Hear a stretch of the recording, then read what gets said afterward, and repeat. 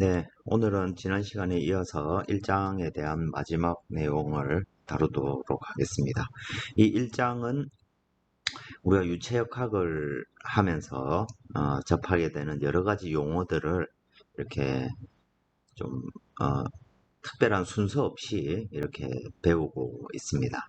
그런데 뭐 누차 강조하지만 유체역학을 여러분들이 조금이나마 매우 어렵습니다. 매우 어려운데 조금이나마 좀 쉽게 접근을 하려면 이 용어들을 잘 이해해야 되고 또 머릿속에서 위에 있는 이 그림들처럼 어떤 주어진 형상 또는 흐름 이런 것들을 머릿속으로 잘 상상하는 능력들이 많이 필요할 것 같습니다.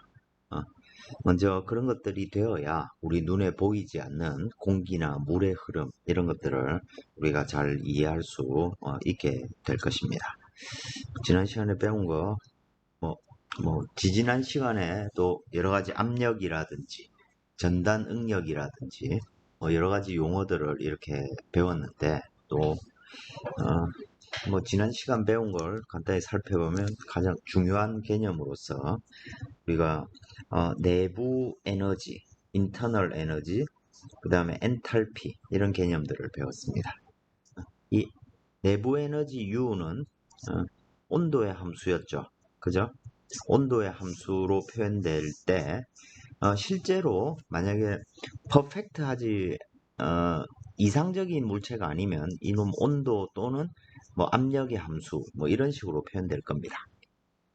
근데 이 온도라고 했을 때 우리 온도의 함수라고 했을 때 우리는 요거를 CP가 아니고 CV로 표현했고 이놈이 T로 이렇게 표현. 근데 이 CV라는 놈도 사실은 T의 함수입니다. 그래서 이 놈은 조금 더 엄밀하게 쓰면 어떤 두 지점 T1과 T2라는 두 지점에서 CV가 온도의 함수입니다. 이 놈을 다 온도에 대해서 적분한 양이 내부 에너지가 되는 것이죠. 내부 에너지가 0인 상태가 뭡니까? 그때가 절대 온도 0도를 의미하겠죠. 그죠? 엔탈피는 뭐였습니까? 엔탈피는 열적인 에너지, 즉 멈춰있는 어떤 유체가 갖고 있는 열 에너지에다가 어떤 움직임으로 인해서 만들어내는 압력 에너지 또는 유동이 할 수 있는 일의 양, 요만큼을 합쳐서 엔탈피라고 부르고 이놈은 정압 비열로 표현될 수 있다. 이런 거를 우리가 얘기를 했습니다. 그리고 기계공학에서 항공우주공학에서 다루는 이 토탈 에너지라는 것은 엔탈피하고 또 엔탈피를 나누면 U 더하기 PV가 되니까 그죠? 2분의 1 V제곱 GZ 총 4가지 그죠? 4가지의 에너지 형태를 다루는 것입니다. 그러니까 우리가 유체역학 강의를 하면서 어떤 열적인 에너지의 상태가 바뀐다는 것은 요 4가지가 바뀐다는 것입니다. 그죠? 뭐 심령 에너지 뭐 이런 걸 지금 다루고 있는 건 아니라는 얘기죠. 이 4가지가 서로 이렇게 바뀌면서 그 관계를 이용하는 것 그것이 이제 기계나 항공우주공학에서 하는 일이 되겠죠. 그래서 요 4가지를 의 정의를 여러분들이 잘 아시는 게 필요하고 그걸 이제 설명하기 위해서 우리가 지난 시간에 이런 압력밥솥 그리고 뭐 주사기 같은 그죠?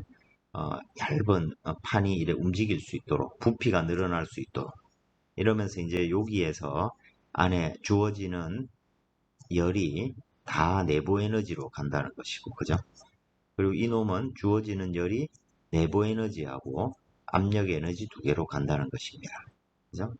그래서 이 문제 같은 경우에는 이건 CVT로 얼만큼 델타 T로 표현될 수 있겠죠.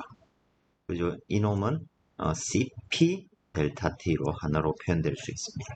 이렇게 하나로 표현할 때는 우리가 기체일 때만 가능하죠. 왜냐하면 이렇게 만들 때 이 CP는 CV 플러스 R이라는 걸 이용했고 이게 성립하려면 P는 로알티가 성립해야만 되는 거죠. 그죠? 그리고 이 두 값의 B를 비열비라고 부르고 공기의 경우에는 1.4입니다. 근데 이제 기체 성분이 달라지면 비열 자체가 이렇게 크기가 달라지니까 그죠? 이 비열비 제 입에는 감마가 훨씬 익숙합니다. 감마가 1.4가 아니고 1.2가 될 수도 있고 뭐 1.5가 될 수도 있고 뭐 그런 것이 되겠죠. 또 이 유체역학에서 우리가 유체라는 물질, 그러니까 공기, 기체나 액체 같은 이 플루이드의 가장 중요한 속성이 이 비스카스티입니다. 점성이라고 부르는 것이죠. 이거는 어떤 끈적임 또는 서로 공기 분자들, 이 유체 분자들이 서로 접착하려는, 즉 인력이 있는 거죠. 그 인력으로 인해서 발생하는 항력 또는 내부 저항, internal resistance, drag force 뭐 이런 거에 원천이 되는 성질이 되겠습니다. 그리고 이와 같이 shear stress, 저기 점성은 shear stress의 크기를 결정하는 놈입니다. 점성은 압력하고는 무관한 놈이죠. 압력은 어떤 유체를 누르거나 당길 때 발생하는 힘의 원천이 되는 것이고, 이 점성은 이 전단력이 작용했을 때 얼마만큼의 변이를 만들어낼 수 있냐. 저 유체는 스트레인 레이시 발생하는 거죠. 저 고체는 어떤 전단력이 작용하면 자신의 형상을 딱 바꾸고 그것으로 균형을 이루게 됩니다. 근데 기체나 액체는 전단력이 작용하면 속도의 변화가 생기죠. 속도란 무엇입니까? 단위 시간당 뭔가 변화가 일정 거리만큼 일어났다는 얘기죠. 이 일어난 변화를 스트레인이라고 하면 단위 시간당 변화는 스트레인 레이시 되겠죠. 그죠? 그리고 단위 길이당의 의미가 들어가니까 결국엔 du, dy 또는 du, dx 이런 것들을 뭐라고 부릅니까? 속도의 부배가 되는 거죠. 그죠? 영어로 치면 gradient 이런 말이 되는 것입니다. 그 둘이 이와 같이 직선형으로 선형적으로 변화하는 유동을 뉴트니안 플루이드라고 부르고, 그때 작용하는 이 쉬어 스트레스는 타우는 속도 9배에 비례한다. 그리고 그 계수를 우리가 점성을 나타내는 계수, viscosity coefficient라고 부른다. 그리고 이걸 다이나믹 비스카스티라고 부르고, 밀도로 나눈 놈을 키네마틱 비스카스티라고 부른다. 는 얘기였습니다. 요건 이제 찌그러지는 정도의 비례함을 이제 설명하기 위한 그림이 되겠죠. 그리고 이 점성 계수라는 건 온도에 상당히 민감하게 바뀌는 것이고, 온도가 증가할 때 기체는 점점 더 점성이 높아지고 액체는 점성이 낮아진다. 그리고 대체적인 그 둘의 관계는 이와 같이 표현된다. 이런 것들을 다뤄봤습니다. 그리고 이제 예제들이 이렇게 쭉 있었죠. 그죠? 책에 여러분들이 숙제를 하려면 이제 특히 회전하는 문제들, 이런 문제들 여러분들이 좀 잘 생각을 해서 적분하는 문제입니다. 결국 모멘트를 구하라. 자, 기본적으로 이런 종류의 문제를 풀 때 힘을 구하라고 하면 우리가 어떤 영역이 주어져 있을 때, 그 영역이 주어져 있을 때 작은 힘의 요소를 다 더한다고 생각하고, 그럼 이 작은 힘의 요소는 만약에 힘이라고 하면 압력이라고 하면 압력 곱하기 dA 이렇게 표현될 테고, 그죠?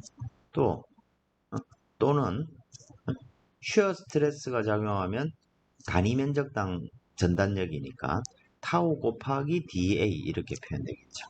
그러면 이 면적의 요소를 우리가 이게 원이면 2πr dr 뭐 이렇게 구하고, 선이면 그냥 그 방향으로 면적 요소를 이렇게 쭉 나누어서 적분을 하면 되겠죠. 모멘트를 구해라 또는 토크를 구해라. 그러면 정의에서부터 시작하는 것입니다. 자, 모멘트는 자, 어떤 면적 전체에 이 디스크처럼 둥근 면 전체에 모멘트가 작용한다. 그럼 먼저 일단 이렇게 쓰고 보는 것입니다. 작은 모멘트의 요소를 다 더하는 것입니다. 그럼 작은 모멘트의 요소는 뭐냐? 정의에 따라서 모멘트는 거리 곱하기 작은 어떤 힘의 요소를 적분하는 것이죠. 그죠? 면적에 대해서. 또 그럼 이 힘의 요소는 뭐냐? 이 디스크 문제 같으면 윗면, 아랫면에 쉬어 스트레스가 작용할 테니까, 그죠? 자, 윗면이다. 어퍼. 거기에서 R 곱하고 힘의 요소는 뭡니까? 지금 이 문제는 회전으로 인해서 쉬어 스트레스가 발생하죠.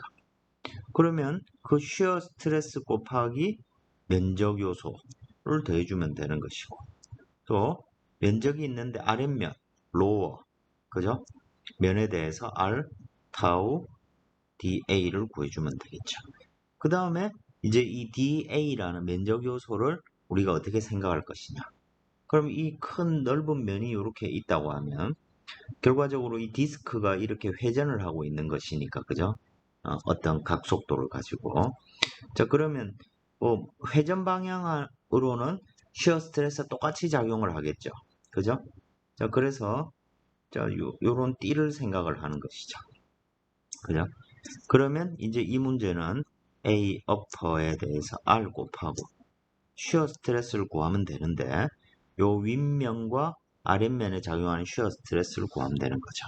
그 구하는 건 나중에 구하고 이 면적 요소를 따져보면 일정 거리 R만큼 떨어져 있는 그죠? 면적 요소를 다 더하면 되죠. 이런 것들은 이미 우리 수학 이런 거 할 때 다 배웠습니다. 어떻게 표현됩니까? 이 파이 R, dR이죠. 그죠? 뭐 로어는 똑같으니까 쓰지 않겠습니다. 그럼 이제 남은 건 뭡니까? 이 타우만 알면 되죠. R만큼 떨어져 있는 요 지점에 타우가 뭐냐? 요것만 생각하면 됩니다. 요만큼 R만큼 떨어져 있고 이제 이놈이 각속도 뭐 오메가로 돌고 있다. 그러면 이 지점에서 이 지점에서 접선 방향 속도는 오메가 R로 표현될 겁니다. 그죠? 그리고 윗면에서 속도는 0일 겁니다. 그래서 조지점을 확대해 가지고 요를 보면 윗면이 있고 아랫면이 있습니다. 그죠? 그리고 이 아랫면의 속도가 지금 어떻게 움직이고 있는 것입니까? 옆에서 본 것과 같습니다. 오메가 R의 속도 크기를 가지고 있고 윗면은 속도가 0입니다. 그리고 그 둘 사이의 속도 분포가 이런 직선이다. 이런 분포가 되는 것이죠. 그리고 이 사이 거리는 A입니다. 그죠?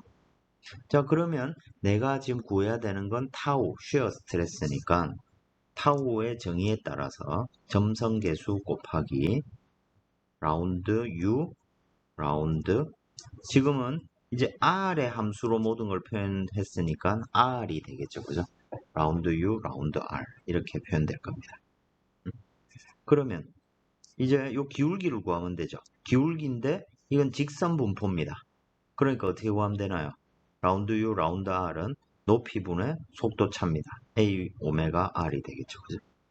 이것도 오메가가 일정하고 높이, 점성계수 일정하다고 치면 오직 이제 R만의 함수로가 되겠죠. 그죠? 이거 적분하면 모멘트를 구할 수 있고 모멘트는 결국 이 샤프트를 돌리는 토크와 같은 것이 되는 거죠. 자, 이런 식으로 여러분들이 좀 훈련을 하시면 접근을 할 수 있을 것입니다.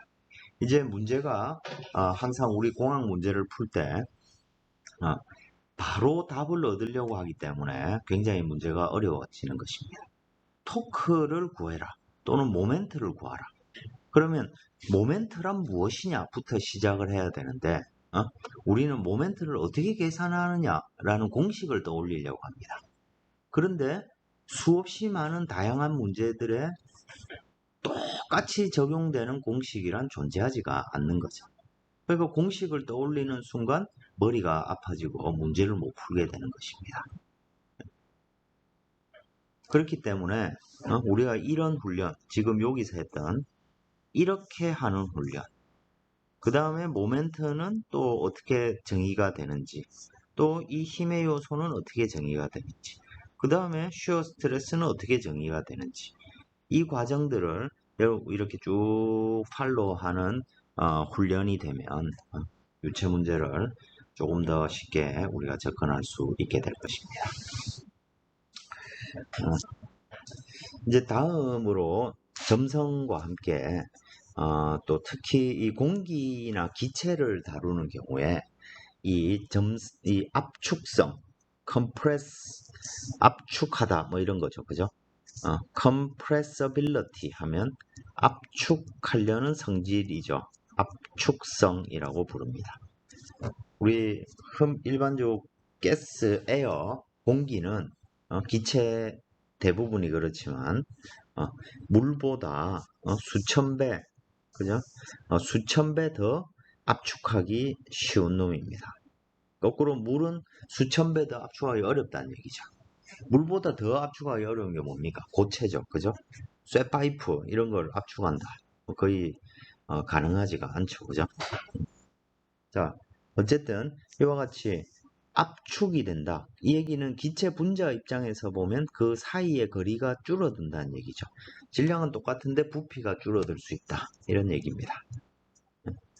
그리고 이제 물이라든지, 어, 물이라든지, 뭐 고체 이런 데서는 압축성을 거의 무시할 수 있다. 그런데 뭐 예를 들어 워터 해머, 예를 들어 물대포 같은 걸로 심지어 물 가지고 그죠? 쇠도 자를 수 있습니다. 이만큼의 아주 물 자체가 압축이 되고 뭔가 절단할 만큼 하는 그런 경우를 제외하고서 일반적인 물의 흐름은 압축성을 생각하지 않아도 되겠다. 근데 이 압축성이 매우 중요해지는 것들은 이제 고속의 어떤 유동, 하이 스피드 에어플로, 공기 흐름에서 이 압축성이 매우 중요한데 이 고속의 척도가 뭐냐면 마크 넘버, 마하수입니다. 우리가 흔히 말하는 마하수.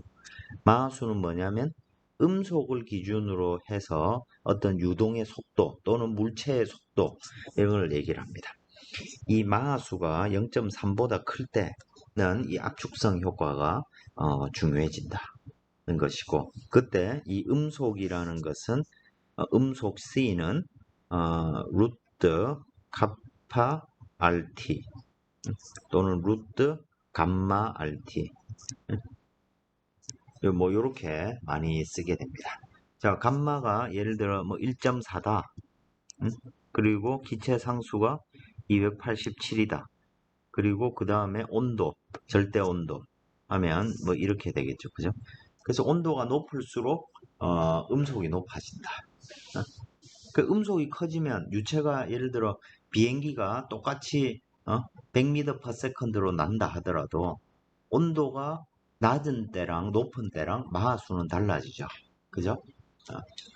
그리고 이러한 마하수의 효과 이런 게 중요한 게 이제 고속 공기에서 매우 중요하게 됩니다. 항공 쪽에서 보면 압축성 공기역학 또는 고속 공기역학 이런 걸 이제 3학년 2학기 때 다루게 됩니다. 이제 이 충격파라든지 초음속 유동 이런 것들을 이제 항공에서는 중요하게 다루기 때문이겠죠. 그냥 지금 여기서는 이제 개념 정도로 생각하고 넘어가겠습니다.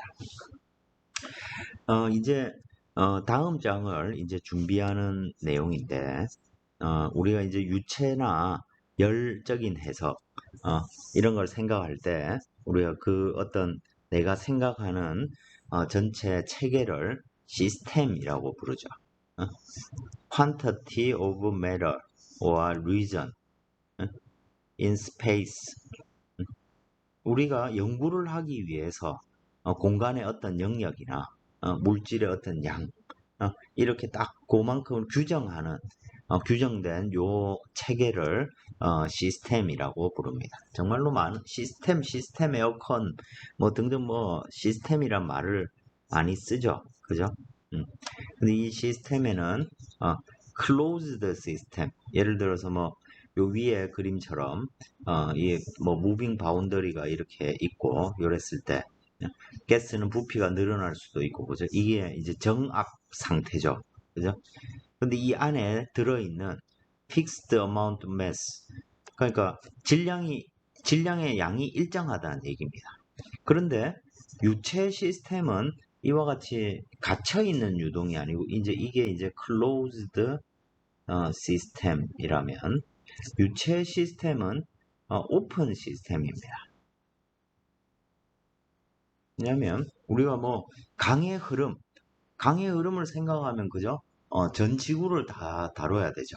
그 전체를 다루겠다고 하면. 그래요? 그런데 그렇게 우리가 해석을 할 수가 없으니까 뭔가 이 흐름이 있을 때 그 흐름 중에 중요한 부분의 영역을 이렇게 잡아가지고 어? 음?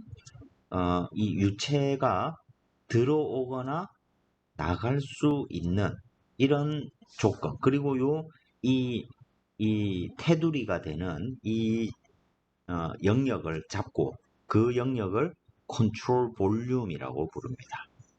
즉 내가 생각하는 어떤 딱 제한된 영역이죠. 그리고 이 영역은 경계를 통해서 유체가 들어오거나 나갈 수 있는 영역이 되는 것이죠. 이 컨트롤 볼륨에 대해서 이제 우리가 그 관계식들을 찾는 것입니다. 그리고 이 컨트롤 볼륨에 대해서는 기본적으로 질량이 공기가 들어왔다 나가니까 공기의 질량이 들어오거나 나가는 것일 테고, 그죠? 또 에너지가 들어오거나 나갈 수 있고, 또 뭐가 들어올 수 있습니까? 어, 운동량이 들어올 수 있죠. 운동량의 정의가 뭡니까? MV죠, 그죠? 자, 우리가 문을 열었습니다. 그러면 공기가 안으로 훅 들어오죠, 그죠? 그래서 이 방 안의 속도의 상태가 달라지는 거죠. 즉, 이 컨트롤 볼륨 내에 총 운동량의 변화가 생길 수 있는 거죠. 그래서 인간이 알고 있는, 우리가 그 관계를 알 수 있는 양은 요 세 가지입니다. 질량, 에너지, 운동량. 그리고 이제 이번 학기 내도록 이제 질량, 에너지, 운동량에 관한 관계식을 우리가 배우게 되는 것입니다.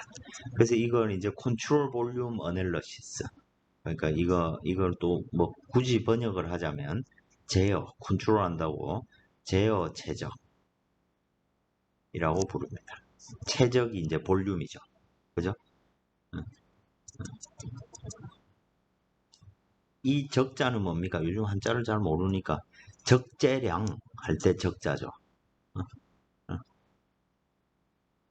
아이고, 넘어가겠습니다.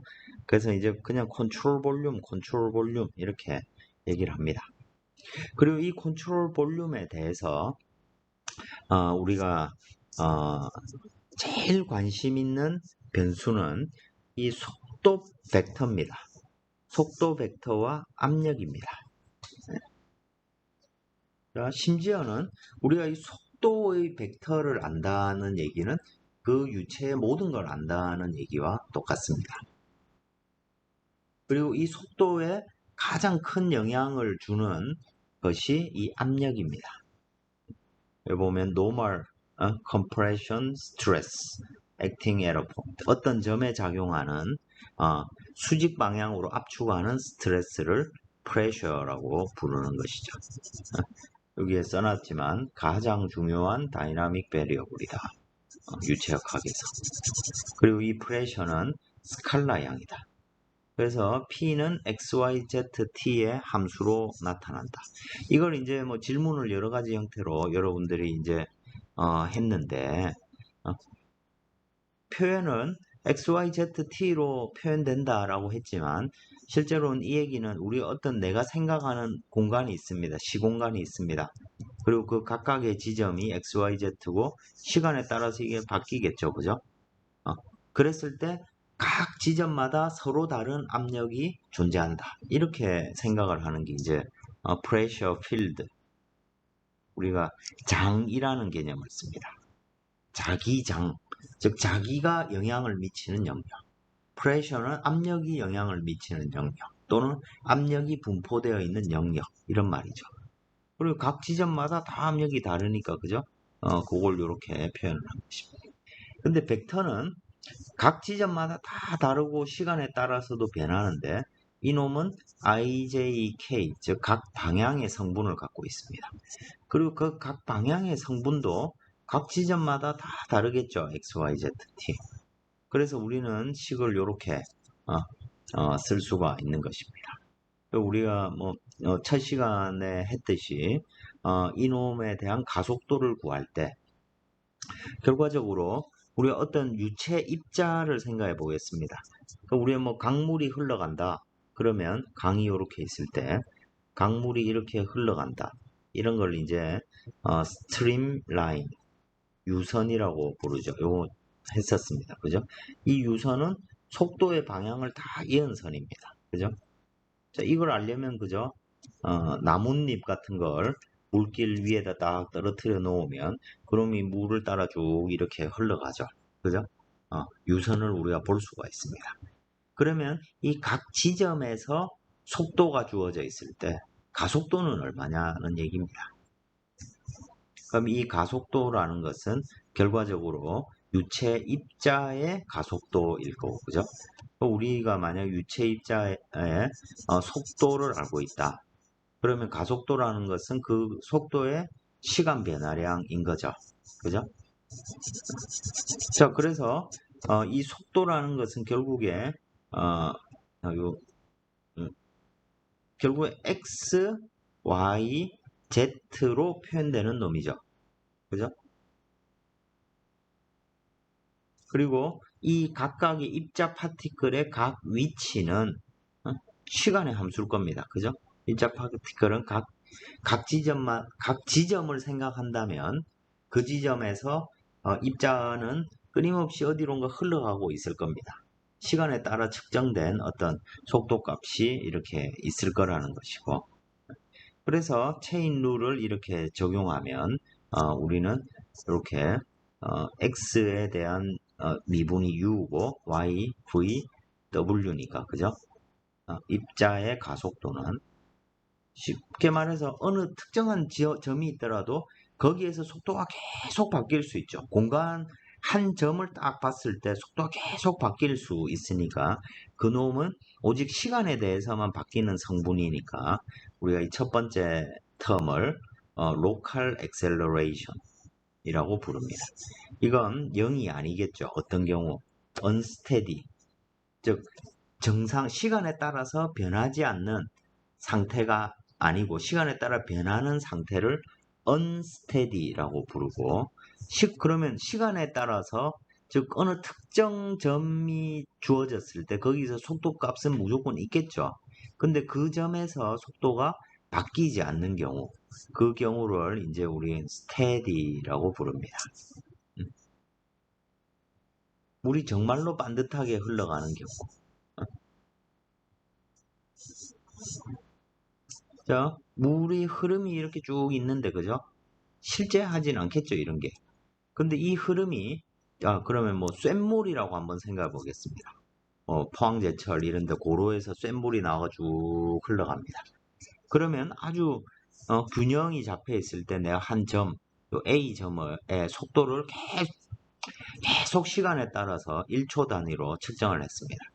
그러면 이 지점의 속도는 이 유동이 균질하니까 첫 번째 측정에도 10초, 2초 때 측정에도 10m/s, 3초 때 측정에도 10m/s. 이러한 상태가 스테디라는 것입니다.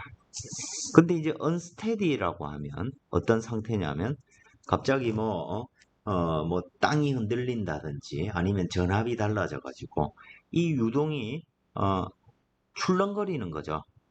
출렁거려 가지고 이래 출렁거립니다. 그러면 1초 때 측정했을 때는 10이었는데 2초 때는 11이 됐다가 3초 때는 8이 됐다가 속도 이래 바뀔 수 있는 거죠. 공간상의 위치는 그대로 정해져 있는데 시간이 바뀔 때 특정 위치에서 이런 상태를 unsteady flow, 비정상 유동이라고 부릅니다. 그러니까 딱 로컬하게 그 지점에서의 가속도니까 우리가 local acceleration이라고 부르는 것입니다. 근데 이놈은 뒤에 있는 이 세 가지 텀은 U 라운드 V 라운드 X, V 라운드 V 라운드 Y, W 라운드 V 라운드 Z. 요거를 구체적으로 풀어놓은 문제는 질의응답 코너를 여러분들이 보시면 아주 잘 알 수 있습니다. 그리고 이 식들을 이제 내적, 이 다트 치는 게 내적이죠, 그죠? 내적 형태로 표현했을 때 우리가 식을 이렇게 종합해서 쓸 수 있다는 얘기가 되겠습니다. 이런 미분을 이제 우리가 머티리얼, 물질의 가속도라고 해서 머티리얼 미분이라고 해서 데리버티브 또는 토탈 데리버티브 이런 식으로 우리가 부르게 됩니다.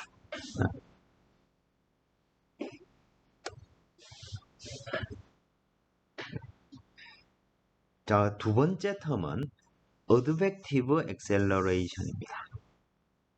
이건 공간이 정해지면 그 특정 공간에서 우리가 그 속도 성분을 공간의 좌표로 표현을 해둔 것이죠. 결과적으로 유체가 흘러감으로 해서 시간과 무관하게 공간상의 어떤 변화가 있음으로 해서 발생하는 가속도가 이제 어드벡티브 액셀러레이션입니다. 이건 표현에 관한 얘기죠. 그죠? 이건 이제 유체 입자가 새로운 위치로 이렇게 바뀌어갈 때 그 위치의 변화를 표현하고 있는, 결과적으로 시간이 변해서 위치가 바뀐 건데, 그죠? 그 변화를 우리는 공간의 좌 함수로 표현을 한 겁니다. 그래서 흐름, 어드벡트, 흘러가다 이런 말입니다. 또는 컨벡티브, 흘러가다, 컨벡트, 공기가 이제 흘러가는 이런 것들이 이제 컨벡트죠. 그죠? 컨벡티브 액셀러레이션이라고 부르는 것입니다. 그래서 이 어드벡티브 액셀러레이션은 수학적으로 보면 비선형 현상입니다. 비선형 나오는 순간 못 푼다 이런 거죠. 그죠? 우리가 이걸 수학적으로 풀어내기가 정말 어려운 부분이고, 자연계의 대부분 복잡한 현상은 이 어드벡티브 액셀러레이션의 난리니어한 현상으로 표현됩니다. 예를 들어 뭐 태풍의 발생, 소용돌이의 발생, 또는 고속 유동에서 충격파의 발생, 이런 것들이 다 이 어드벡티브 액셀러레이션 텀과 연관되어 있습니다. 자연이 우리 눈에 띄는 급격한 변화를 만들어낼 때 이런 비선형의 어떤 과정들을 거치게 됩니다. 이런 것들을 여러분들이 계산을 할 수 있게 되겠죠.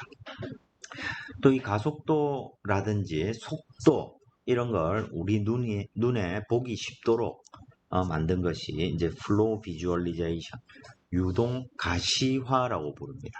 가시화, 가능하다 할 때 가짜고 볼 수 있다 이런 말이죠. 유동 가시화라고 부릅니다. 이 유동 가시화는 이제 실험이나 또는 계산, 컴퓨터를 이용해서 이 유체 문제를 푸는데 그걸 이제 CFD라고 부릅니다. 이걸 이제 컴퓨테이셔널, 계산적 방법으로 플루이드, 유체의 다이나믹스를 다룬다고 해서 CFD라고 부릅니다. 이제 실험적인 방법. 자, 야구공이 지금 회전을 하면서 날아가고 있을 때 앞쪽에서 어떤 우리 사진을 찍을 수 있도록 뭐 스모크 같은 거, 그죠? 향 같은 걸 이렇게 피워가지고 처음 이 앞부분은 반듯하게 이렇게 흘러옵니다. 근데 이 야구공이 이렇게 회전을 하고 있을 때 이 위쪽은 표면을 따라 이렇게 잘 붙어서 움직입니다. 점성이 있기 때문에, 그죠? 근데 이런 영향이 주변에도 이렇게 있죠, 그죠? 그런데 이게 뒤쪽으로 가면 어떻게 됩니까? 뭔가 뿌옇게 작은 것들이 막 이렇게 생기고, 그죠? 또 그냥 계속 따라 이래 흐르는 게 아니라 뭐 갑자기 순식간에 확 퍼지기도 하죠. 이게 이제 난류, 화라고 부릅니다. 난류가 되는 것이고 이 뒤쪽에 아주 작은 소용돌이들 영어로 하면 eddy라고 부릅니다. 소용돌이죠. 이걸 와동이라고 부르고 이렇게 큰 어떤 에디 중에 큰 성분들 큰 소용돌이를 우리가 볼텍스 와류라고 부릅니다.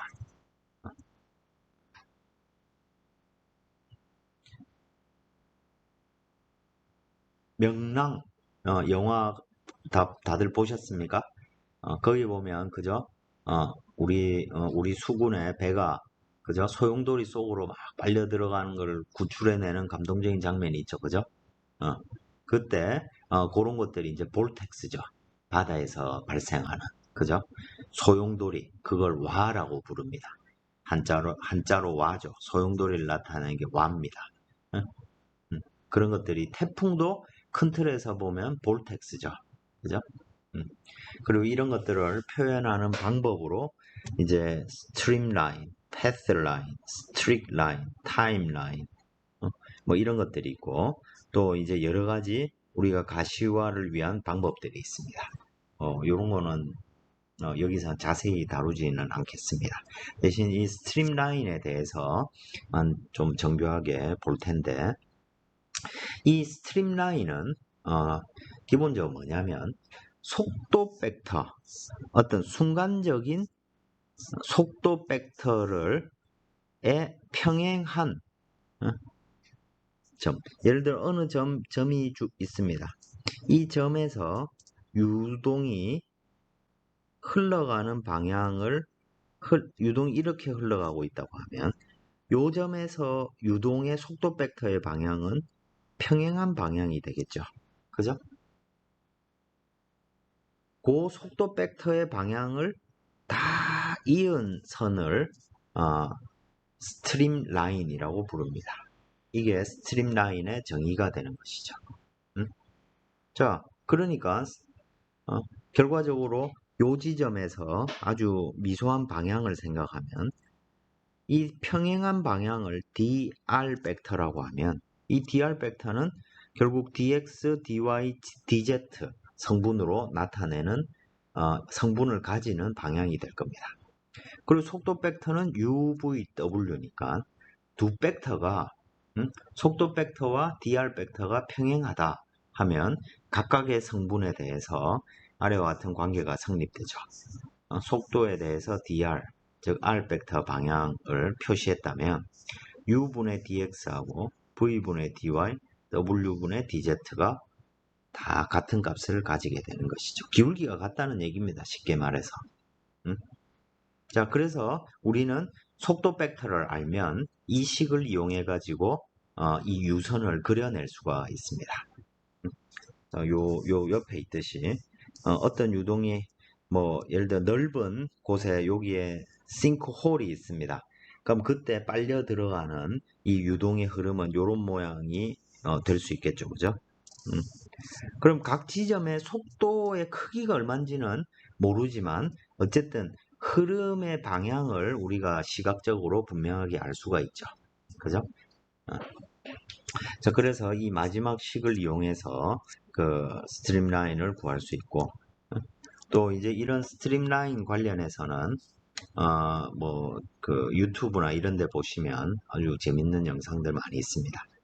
근데 예를 들어 지금 여기에 보시면 자동차 주변에 이런 흐름들이 이렇게 있고 여기 이제 빨간색 부분은 뭐냐면 보통 압력 지금 이 그림 같은 경우에는 표면에서 압력의 분포를 나타낸 겁니다. 압력이 레드 빨간색일 때 압력이 높고 파란색일 때 압력이 낮습니다. 왠지 차가운 느낌, 그죠?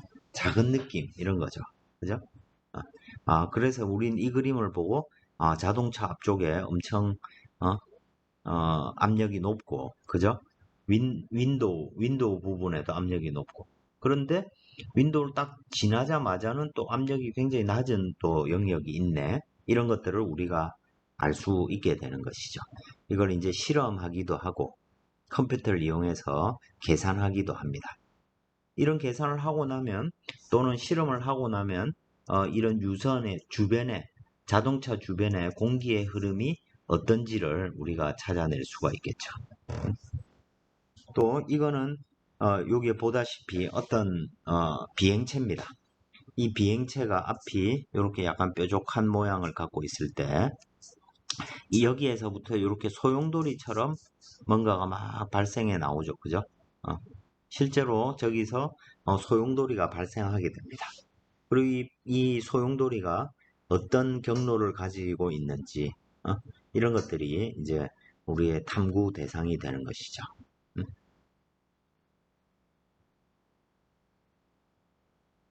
이 소용돌이 같은 것들이 실제로 매우 중요한 데가 어디냐면 헬리콥터 같은 데입니다.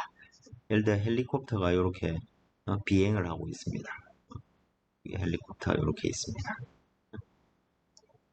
이렇게 비행을 하고 있는데 간혹가다 그러면 여기에 로터죠, 그죠? 헬리콥터의 날개가 되는 게 로터입니다. 날개죠, 그죠?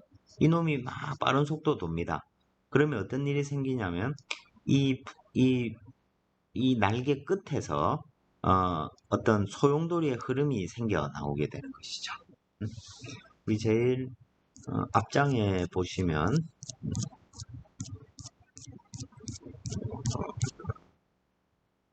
여기에 보시면 이 그림을 보면 요 날개 끝에 소용돌이들이 어떻게 생겨 나오는지 이런 것들을 볼 수가 있는 것입니다.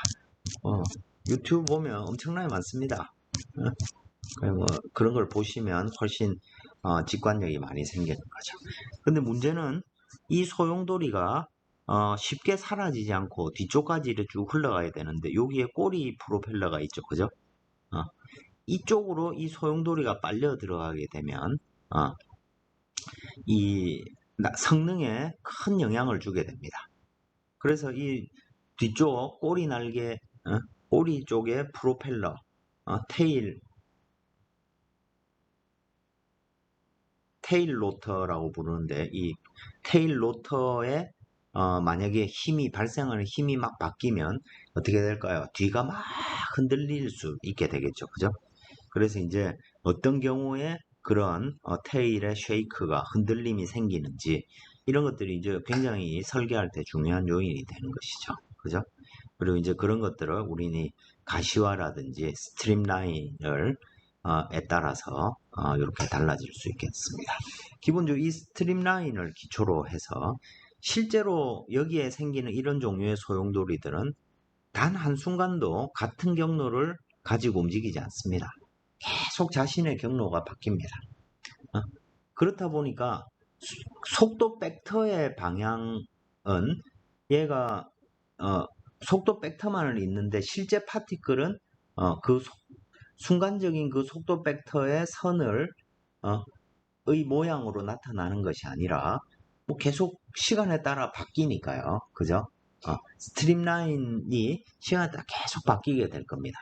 그래서 이제 파티클 자체를 입자 자체를 쭉 추적해 가지고 그 경로선을 이제 이은 게 패스 라인이라고 부르고 또 뭐 스트릭 라인 뭐 이런 것들이 전부 다 그런 비정 시간에 따른 어떤 변화가 있을 때 우리가 유동을 표현하는 방법입니다. 책에 뭐 조금 더 궁금한 게 있으면 책을 이렇게 참고해 주시길 바라고 스트림라인에 대해서 살펴봤습니다. 이 예제는 스트림라인에 관한 아주 대표적인 문제입니다. 자, 2차원 유동이 이렇게 있는데 자, 요게 이제 뭐 Y축을 어떤 벽면이라 생각하겠습니다. 그리고 이 X축 먼 곳에서부터 바람이 막 불어옵니다. 그러면 딱 대칭인 0을 기준으로 해가지고 양쪽으로 바람이 빠져나가겠죠. 그죠? 자, 그래 빠져나가는 그 속도 성분을 내가 다 측정해 봤더니 L분의 V0 V는 L분의 V0가 있고 그 다음에 마이너스 XI 플러스 Y가 있는 겁니다. 그러니까 U 속도 성분은 어떻게 될까요? 마이너스 L분의 V0X가 되고 V, 즉 Y 방향 속도 성분은 L분의 V0 y가 되는 거죠. 그죠? 자, 이것에 뭘 구하라고 했습니까? 이 유동의 스트림라인을 구해라. 그러면 스트림라인은 결과적으로 속도 벡터, 속도 벡터의 접선들을 쭉 이은 선이니까 우리가 u분의 dx하고 기울기가 같다는 얘기입니다. v분의 dy. 즉 이렇게도 쓸 수 있죠. u분의 v하고 dx분의 dy. 이게 기울기죠. 그죠? 이 두 개가 같다는 얘기입니다. 이 관계식을 이용해서 하면 xy로 표현이 될 테죠. 그죠? 그래서 dx분의 dy는 u분의 v니까 대입을 해보면 마이너스 x분의 y가 된다는 얘기입니다. dx분의 dy가 마이너스 x분의 y니까 그죠? 우리가 잘 하는 변수 분리에 따라서 y끼리 모으고 x끼리 모으면 결과적으로 이 식을 정리하면 y분의 dy하고 마이너스 x분의 dx가 같다는 겁니다. 그러면 이걸 적분을 하려면 그죠? 이제 적분이 가능하죠. 따로따로 하면 되죠. 그러면 로그 y는 마이너스 로그 x 더하기 어떤 상수가 나올 겁니다. 그래서 이 둘 합치면 그죠? 로그 xy가 어떤 상수란 얘기죠. 이 얘기는 x 곱하기 y가 상수란 얘기입니다. 그죠? 자, 이 원래 스트림라인의 정의에 따라서 그죠? 이 식을 이용하면 결과적으로 우리는 이 스트림라인의 방정식을 찾아낼 수 있게 되는 것이죠. 자, y는 결과적으로 x분의 c고 그죠? c 값이 뭐냐에 따라서 결과적으로 x분의 뭐 이런 함수 모양이 이렇게 만들어지는 것이죠. 우리는 이렇게 이 함수 관계식을 찾아낼 수 있게 되는 것입니다. 요 관계식을 이용하는 것이죠. 그죠? 자, 그리고 질의응답 시간에 요래 보면 뭐 이런 질문이 있었습니다. 자, 속도 벡터가 여기서부터 따로인데 자, 속도 벡터가 뭐 2x제곱 마이너스 y가 uv고 그죠? 그랬을 때 자, 이 위치 벡터는 결과적으로 이 u라는 놈은 자, u라는 놈은 입자의 속도였죠. 그죠? 이놈이 2x제곱이고 이놈이 정의에 따라서 dt분의 dx 파티클의 관계식이 되겠죠. 그죠? 속도고 또 y방향 파티클의 속도는 마이너스 y인데 이놈도 속도라는 것은 이 파티클의 y좌표가 의 시간 변화량일 겁니다. 그죠? 맞습니까? 자, 그래서 이걸 시간에 관한 함수로 표현할 수도 있죠. 자, 첫 번째 식 보겠습니다. 그러면 dt분의 dx 이제 p를 빼버리면 되겠죠. 그죠? p는 2x제곱입니다. 그죠? 이거 변수 분리하면 되죠. 그죠? 2x제곱분의 1 dx가 dt니까 그죠? 그래서 이거 적분해 보면 그 질문해 보면 여기 뭐 이렇게 됐습니다. 더하기 c분의 1 이런 게 결과가 나오겠죠. 그죠? 근데 그 질문 그 PDF 파일에 보면 y는 잘못 해놨죠. 그죠? dt분의 dy 즉 y를 t로 미분해 가지고 마이너스 y가 나왔습니다. 그럼 이것도 변수 분리해서 적분해 보면 뭐가 나옵니까? 익스포넨셜 함수가 나와야 되죠. 얘는 c2 2의 마이너스 t 이렇게 나와야 되는 거죠. 맞습니까? 그래서 이렇게 시간에 관한 식을 우리가 얻어낼 수도 있는 거죠. 파티클의 시간에 따른 변화량을. 그죠? 위치가 어딘지를 우리가 찾아낼 수 있는 것입니다. 여기 요 슬라이드의 예제 문제도 마찬가지죠. u라는 게 x 파티클의 x 위치의 시간 변화율이니까 그죠? dt분의 dx가 x의 함수고 dt분의 dy가 y의 함수입니다. 그럼 둘 다 적분하면 다 익스포넨셜 함수가 나오겠죠. 그죠? 결국 둘이 합쳐질 수 있는 것이고 그놈이 상수로 나오는 건 뭐, 조금만 생각해 보면 알 수 있겠죠.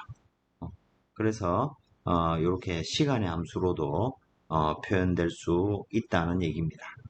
계산이 조금 틀렸지만 이 질문은 아주 타당한 질문인 거죠. 그래, 그런 생각들을 여러분들도 많이 해보시기 바라겠습니다. 이제 1장의 마지막 내용으로 이제 앞으로 우리가 뭘 할 건지에 대해서 이렇게 정리되어 있는데, 크게 보면 인테그럴 어널리시스, 디퍼런셜 어널리시스, 디멘저널 어널리시스, 적분형, 즉 어떤 컨트롤 볼륨이 여기에 있듯이 컨트롤 볼륨이 있을 때 이 컨트롤 볼륨 안에 물성을 실제로는 우리 지금 이 여러분은 각자가 있는 이 방이 이렇게 있다고 했을 때 방의 각 지점마다 온도도 다르고 밀도도 다르고 그죠? 속도도 유동의 각 지점의 속도도 다 다르겠죠. 근데 이걸 어느 모든 지점에 아주 작은 특정한 지점에 어떤 값들을 우리가 고려하는 것은 이제 differential analysis. 그때는 infinitesimal system, 그러니까 아주 미소하게 작은 시스템, 작은 것에 대해서 우리가 생각을 하는 것을 이제 differential analysis라고 부릅니다. 그러면 거기는 이제 differential 방정식으로 그 관계식들이 표현되겠죠. 그죠? 미분 방정식으로 표현이 될 겁니다. 근데 우리가 그렇게 생각하지 말고, 자, 방이 있는데 이 방의 온도를 대표하는 한 값을 생각하는 것입니다. 지금 방의 온도는 대략 24도다 라고 하면 각 지점마다 24도일 리가 없는데, 그죠? 에어컨 근처에서는 온도가 낮을 거고 에어컨에서 먼 곳에서는 온도가 높을 겁니다. 근데 우리가 24도라고 하는 것은 대표값이죠. 그죠? 그 대표값을 찾는 유용한 방법이 이 인테그럴 어널리시스입니다. 그래서 우리가 그 다음에 실험적으로 우리가 어떤 양을 찾을 때 실험적으로 찾을 때 우리가 이제 디멘저널 어널리시스를 라는 걸 하게 됩니다. 변수가 굉장히 많죠. 그죠? 근데 그 변수들 간의 관계를 미리 생각해 가지고 변수의 양을 줄이는 겁니다. 그걸 할 때 각 변수들이 가지는 차원을 이렇게 서로 매치시키는 작업들을 하면 유용한데 그런 방법들이 이제 디멘저널 어널리시스라는 방법이 되겠습니다. 그래서 우리가 뭔가 실제 어떤 문제를 해결할 때 어떤 식으로 푸냐면 이걸 가장 먼저 실행을 합니다. 즉 변수를 식별해야 되는 거죠. 예를 들어 이 방 안의 온도가 어떻게 바뀌는지를 따질 때 내가 생각해야 되는 변수가 뭐냐는 겁니다. 방 바깥의 온도 또는 방의 크기 뭐 이런 것들 그죠?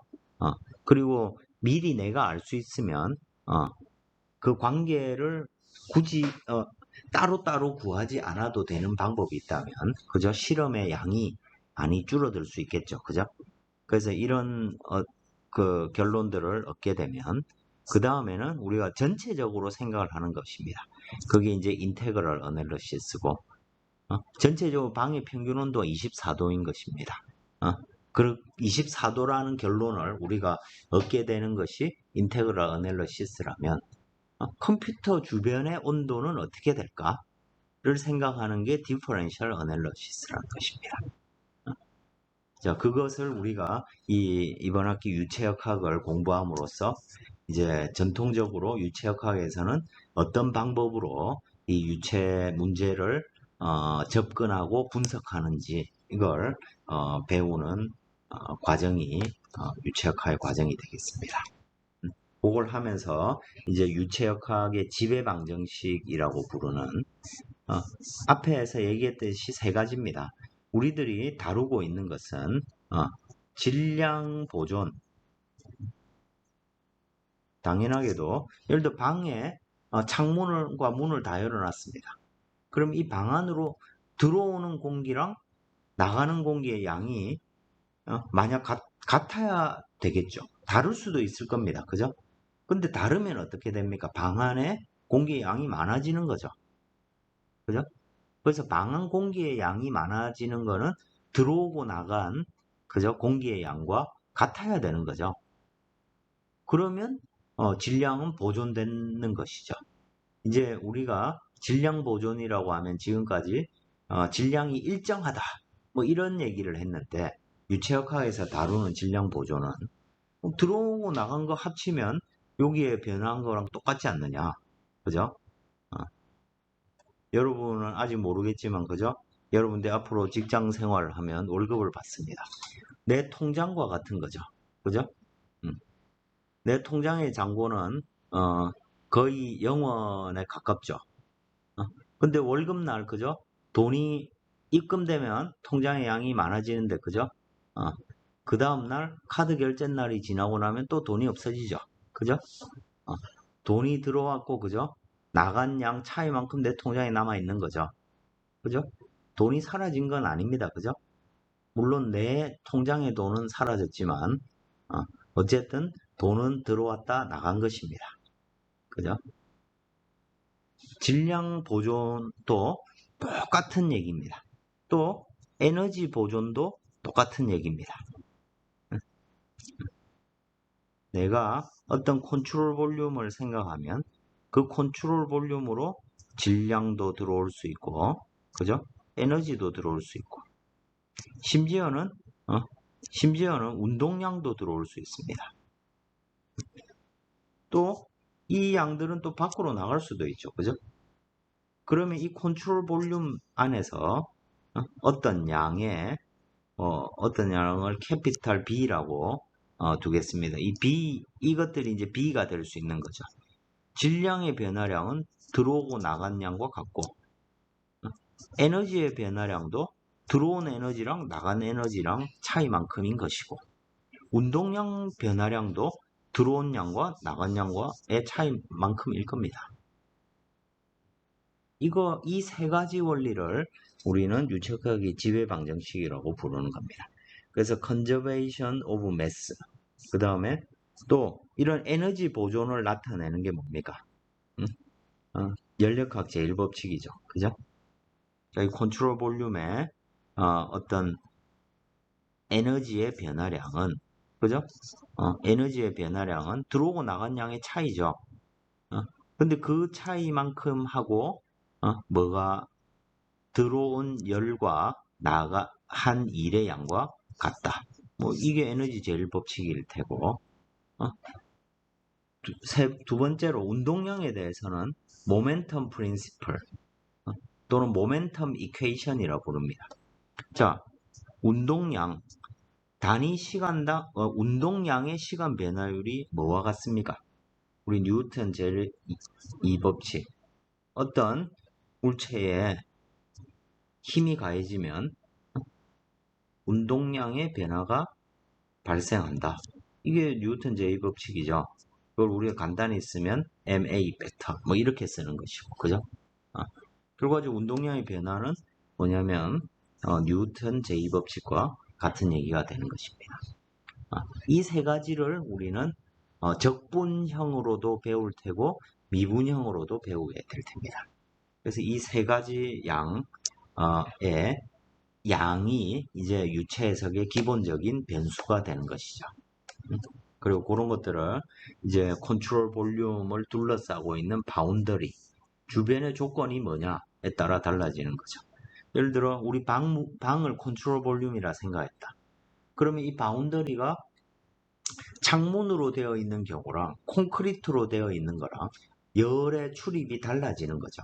창문으로 되어 있으면 이 창문을 통해서도 열이 들어올 수 있는데 콘크리트로 되어 있으면 완전한 단열이죠. 그죠?